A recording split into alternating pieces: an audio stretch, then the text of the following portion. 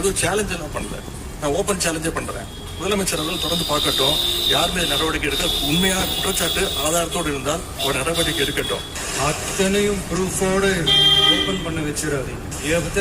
எப்போ ஓபன் பண்ணணுமோ அப்போ கரெக்டா எல்லாமே ஓபன் ஆகும்.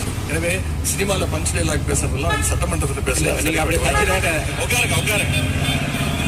இந்த கேமரா டீம் அவன் சைடு கொஞ்சம் காட்டுங்க. ஏங்க மாண்புமிகு இருங்க.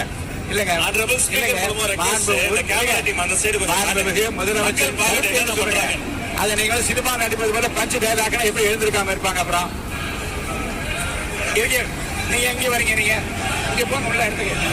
நீங்க போங்க, மதுரை நீங்க போங்க முதல்ல. மாண்புமிகு எதிர்க்கட்சி தலைவர் அவர்கள் காட்டுன்றாரு. அவருடைய கோரிக்கையை கட்டாயமாக முதல்வர் நிறைவேற்றுவார் என்பதையும் கூறிக்கொள்கிறேன்.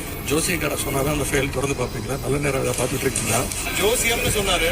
ஜோசியம் பார்த்து மஞ்சள் துண்டு போட்டதெல்லாம் ஆல்ரெடி தமிழோட